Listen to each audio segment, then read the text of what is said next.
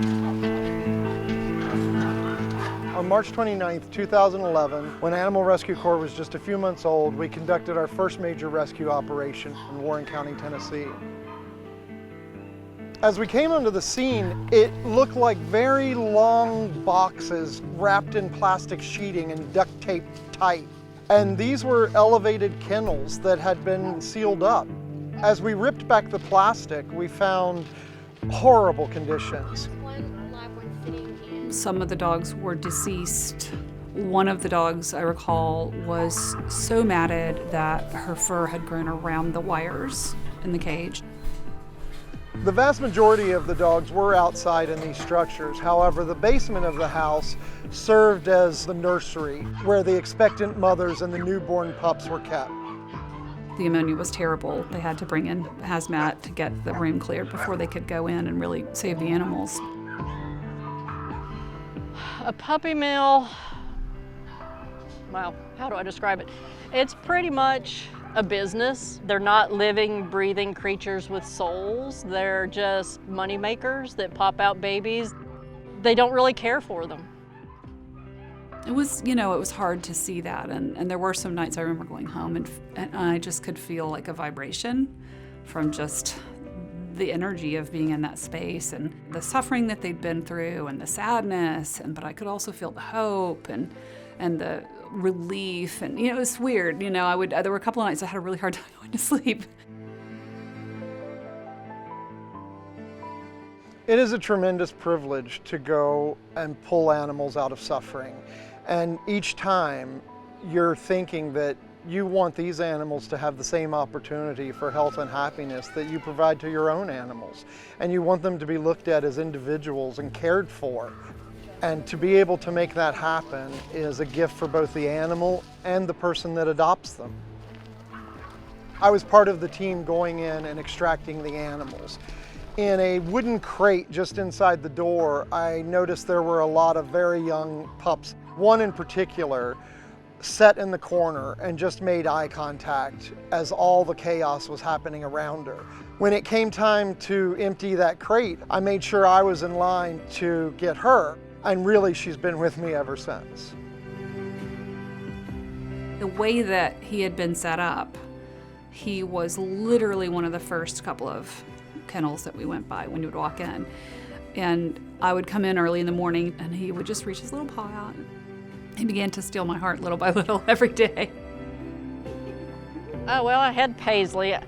I knew the minute I saw her in the crate that she had to be mine.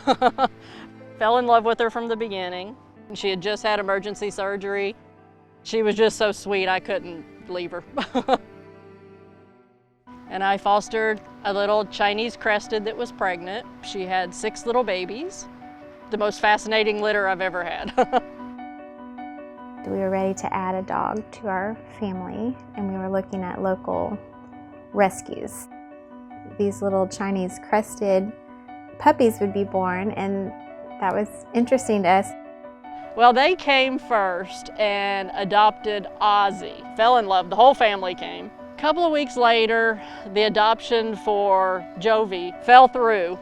Haley called and said, I saw that she was not adopted yet. We would like to have her. So the whole family came back and got her. It was perfect, and it's like they've had the best life.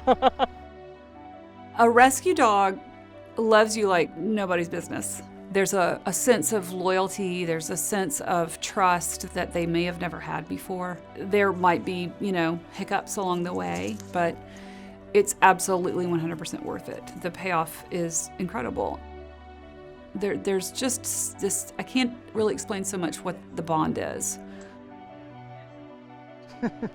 Zelda is one of the most amazing little creatures I've ever met.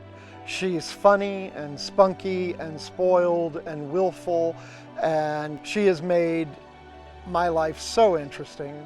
And one of the most wonderful things is she reminds me every day of the importance of the work that we're doing. I knew what a puppy mill was before I worked with ARC, but I really didn't. And until you see it firsthand, even from the shelter side of things, you don't have to go on the extraction to see it firsthand. You see it firsthand from the suffering that these dogs have endured and the neglect they've experienced. It really opened my eyes to what I already thought I understood. And the beauty, I think, of working with ARC, besides being able to save these lives, is to see the beautiful side of humanity, the people that do come out of the woodwork to help. You can get really down on humanity when you go into one of these situations, but then you turn around and see these people who are just coming every day. They're coming every day, and they're cleaning up kennels, and they're getting to snuggle with the dogs too, but they're also doing the hard stuff.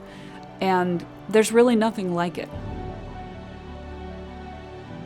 I'd like to think that everyone has a compassionate heart and feels compassion for animals on some level.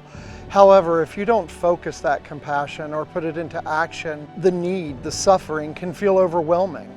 So our tagline from the beginning has been compassion in action, and part of our goal is to give people ways to put their compassion into action and actually make a difference for animals and communities.